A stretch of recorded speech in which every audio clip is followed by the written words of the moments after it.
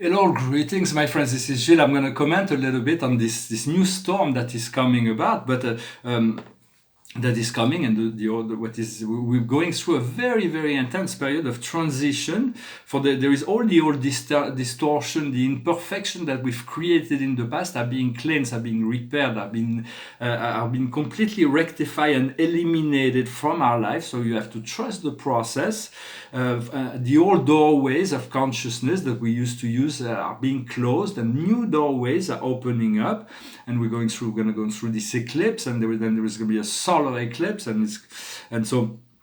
And so there is we have to release all the people that no longer vibrates with us, all of the old habits, all of the old beliefs, all those everything that no longer works has to be released. It's been going on for quite a while. I've been saying that, and we've all been through that process, but more and more it's becoming.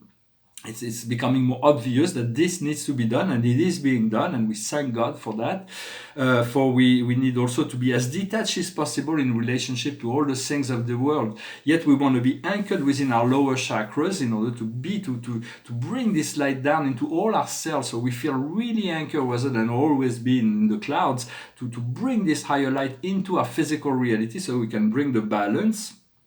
For we want to discover this inner freedom, and to seek beauty and to seek all that is good. This is where our focus should be, rather than protesting and contesting. And it's just become a guide and a master, or become a leader, show the way towards that which is good and beautiful. For this world was created from love, and there is so much beauty to be expressed. It's just sometimes if you listen too much to the media, they will always draw us back to this 3D. But be detached in relationship to that, and show the way towards light and beauty. For there is this great book I recommend. It's called the Holy Trinosophy. It's an old book, and it's by an anonymous writer. We believe it's Cagliostro, who was a student of Saint-Germain, and he starts his book, is enchained inside the cave of the Inquisition, and he's like, I'm going to teach you about freedom. He says, once you find this inner freedom, nothing in the physical realm can entrap you. Your mind and your spirit is completely free. So it is an extreme example, but in this book it shows that everything is symbols. Symbols are keys that open doors to higher truths, and allows us to discover freedom. For we want to become the embodiment of our highest philosophy. We have to become master of ourselves, and it is really what is going on. And this big storm that is going on right now is about racial prejudice, and this is completely for so long it's been racial prejudice. Everybody's not Black Lives Matter, as all life matter, but it's like there is so much certain minorities have been so mistreated. It's completely abnormal, and so first thing you want to do is to look within yourself. Is there anything that can be lingering from past conditioning that could be associated with any racial discrimination? Then ask God to bring his light and to eliminate that from you, and then ask God to send light so it can eliminate any form of racism within the mind and heart of all the beings of the earth. For we cannot enter the kingdom of God if we are racist.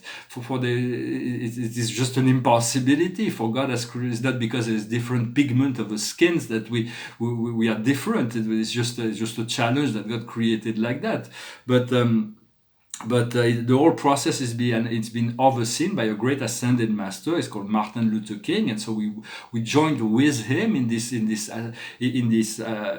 alignment process of I have a dream that all beings be one people under God. In the Quran, it is also said there's only one people under God. There's only one God, and only one of you, but only one people, one family, and so and also.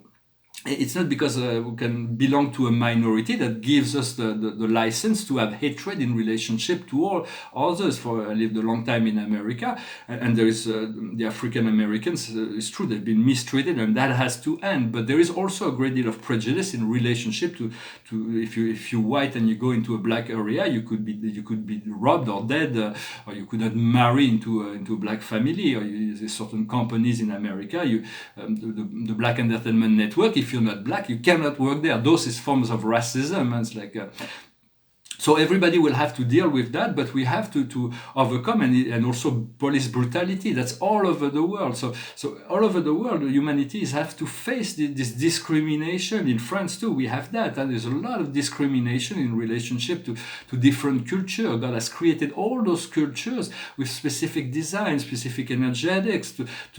They all have something to bring to this collective enlightenment, and everybody's special. Every culture has different challenges, but it's all very divinely organized, and we have to see that all those obstacles are actually part of the growth process, and so we have to respect and love all beings as much as possible. All life is very essential, very important, and right now there is all of this. It's like the police have no right to abuse the citizenship, even if it's not about racism. It's like it should be a privilege to serve.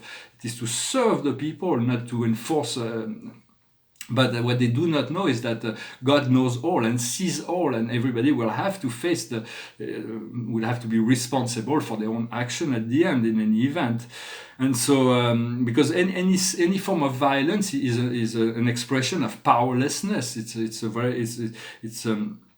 a feeling of powerlessness that push people to become violent, and this is being manipulated by the media. But it has to come out.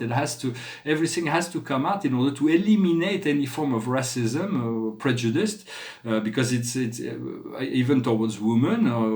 There's been for a very long time, until the 19th century, women was not even considered equal to men in all culture. So they had to fight to just get their right in the 20th century to be considered equal to men. So it's a slow progress, but we have to realize everybody is just a child of God, not more or less than anybody else. And so this is really what the storm is about. And the next storms will be about the mistreatment of all the forms of life, of the ocean, of the pollution on the land, the mistreatment of animals, the mistreatment of trees, the mistreatment of birds, of insects. All those life forms are also important to the process of the planet, and the forces of nature will also come to awaken man to that. And so be prepared. The next storm will be about more natural forces awakening, and then we also have to recognize the elemental kingdom that makes this physical life possible. But the humanity has been so egocentrical, and so of all these machines, and we're going to discover new technologies that will be able to solve all that, of course. But there are hundreds and hundreds of different forms of elementals, but they all have to withdraw into the inner planes of the earth or to hide themselves, and so they have to be able to return to the surface of the earth and to become respected. Nature and life has to be respected. So the next level of the next storm will be about the respect of nature and the ocean and the fish in the ocean and the insects and the birds and the trees. For people who are cutting trees, they don't realize they are intelligent, sensitive beings, and we don't need to mistreat them. We're going to discover new technologies that will be able to replace all that, and we won't have to cut trees or kill animals once we discover those technologies. We won't even need agriculture because we're going to discover replicator. We'll be able to make far more nutrition than healthy food just by light conversion, particle synthesis, and molecular rearrangement. Like in Star Trek, for instance, they have these replicators. They don't need to take it from somewhere else. But those are a bit advanced thought, but everything will come into the forefront of consciousness. I'm going to pull 5 cards. For the past is intuition, the present is joy, and the future is protection. Understand, you are protected. If you know you are protected, then you are protected. So just call on your God self, call on your angel, rest in the arms of your angels. When you rest, just and envelope yourself. Ask your angels is this angelic card. Your angel is your soul twins, your divine soul twin. It is the perfect complement to you, but in a divine form. So and your angels and your guides are protecting you. Your creator is protecting you. If you do not know that, then you're not as well protected. But if you know that, the protection will increase. Right now, what we're working on is the acceptation the acceptation that we live in a world that is black and white, that is chaotic, that is dysfunctional, but also the dysfunction within ourselves, to accept them and to find a way to liberate ourselves from the old cycle.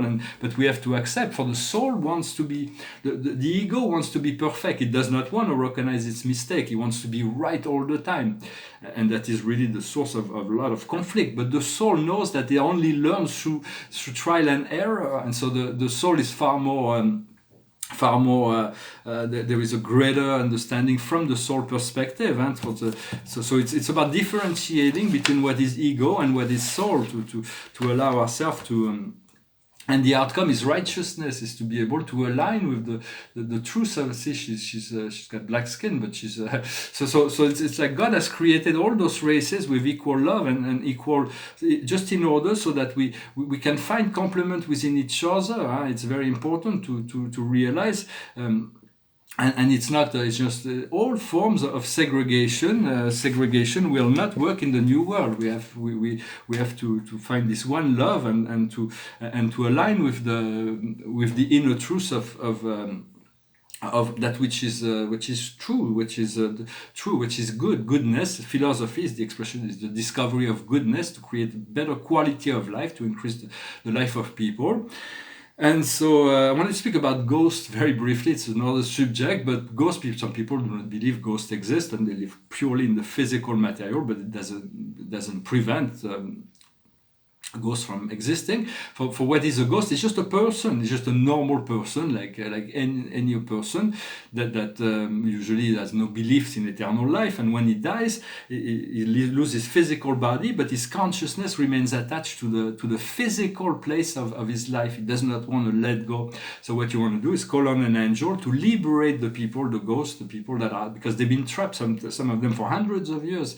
But they're not necessarily negative. They're more or less, they're like people. Some people are more positive or negative, but they do not judge them or do not fear them. Just ask that they be liberated, and so you can assist them in their process, because most of them are, if they've been here for a long time, they're eager to move on to something else. They've just been trapped because of their own consciousness.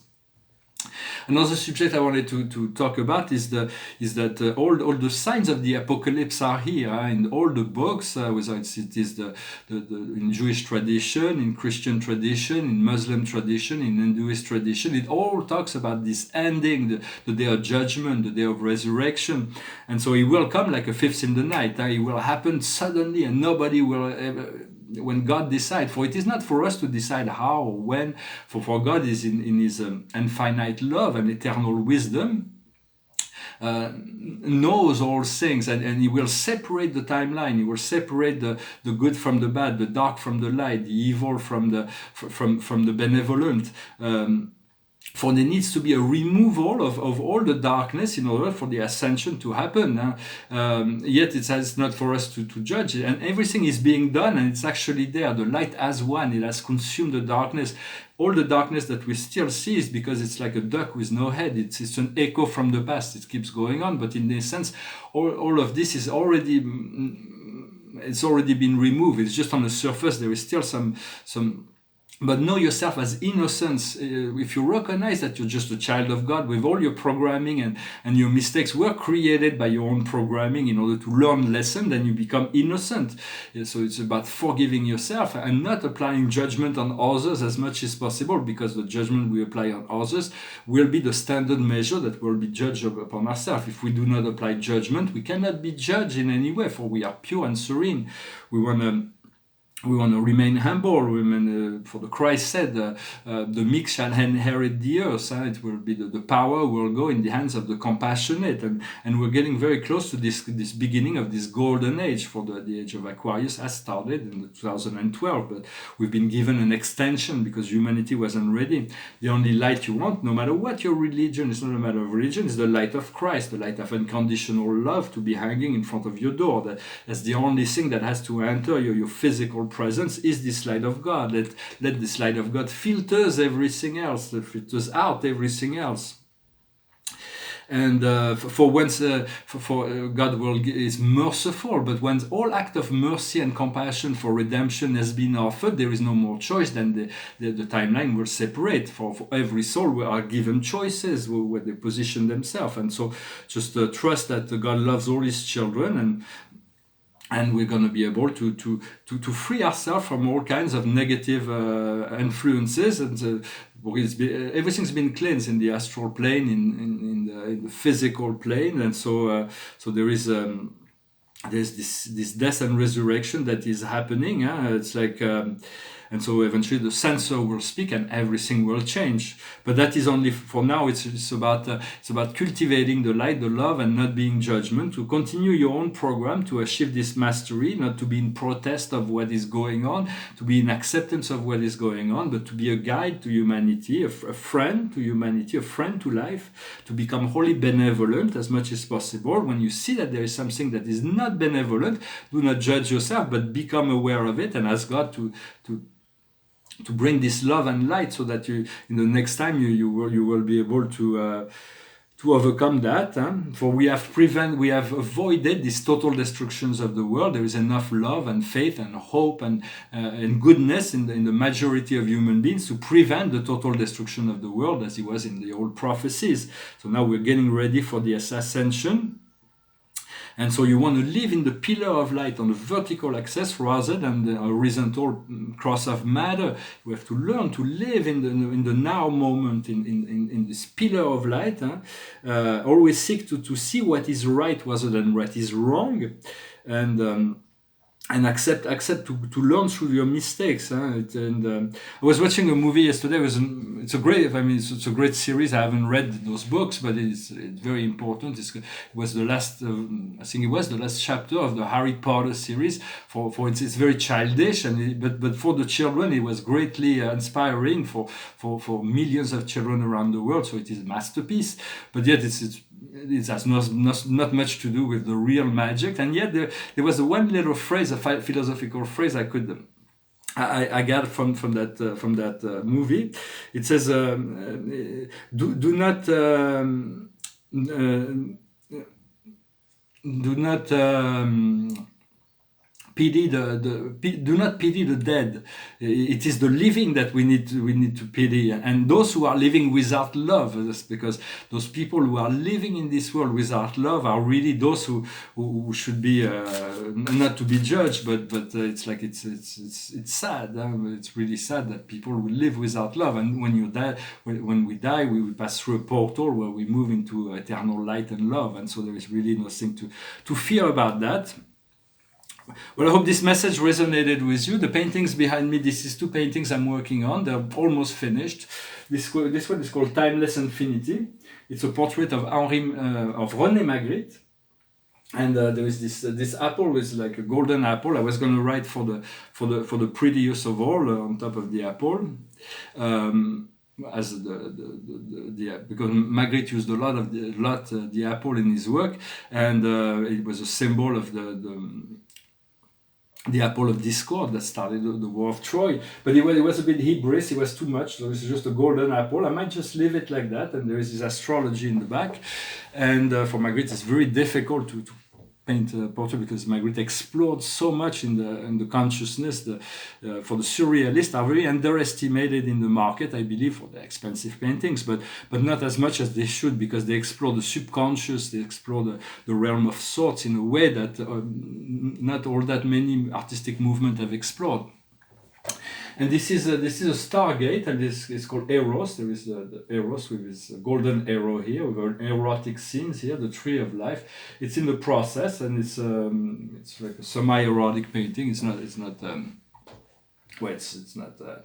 graphic or anything. It's a symbolic painting. I'm gonna finish with a song, and then I pull one more card. It's a song from a movie. The whole album is fantastic. I really love the whole album, all the songs from this movie. It's a movie called Oh Brother from the Coen from the Coen Brothers, and it's called Oh Brother, and it's a gospel song. It goes like this.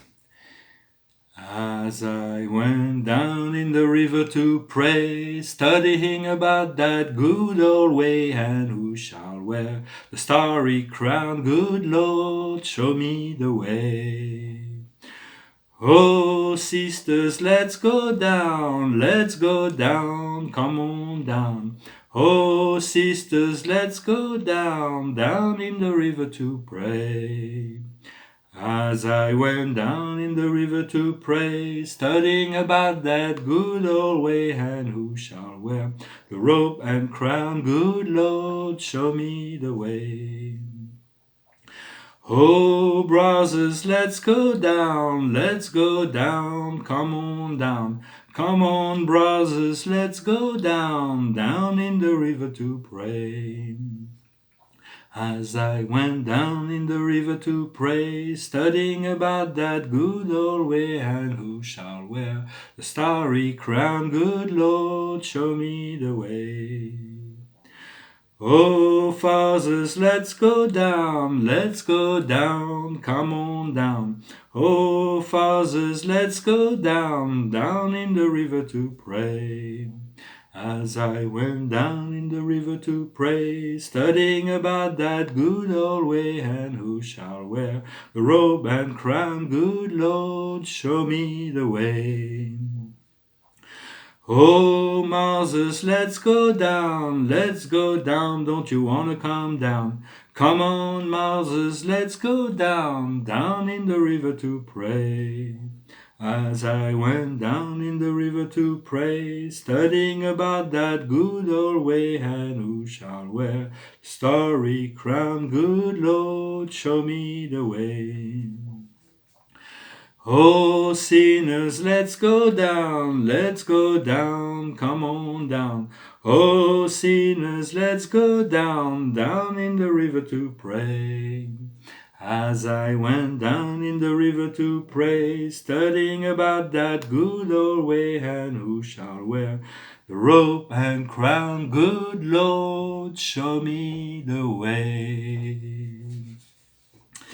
It's a great song. It's about this going down. For the water always goes in the lowest places. Yet it kind of we'll come to realize even the rivers are sacred beings. They were recognized in ancient Greece as individual living beings. For there is even a river that has acquired the right to be recognized as in Asia as a being, and it's about this. This baptism also, and to be baptized, to go in the water, to be purified, and to accept, to be purified, and to recognize the inner light within ourselves, to let go of all those old programmation. For the card of the day is the 10 of Michael. She's really at the end of the cycle. It's really the end of the cycle. She's leaving the stage, this old stage. It is over. You are finally free. Happiness awaits you. Leave the past behind you. So it is very essential to let go of the past and to focalize on all those wonderful things that are new and before us. I thank you very much. Namaste.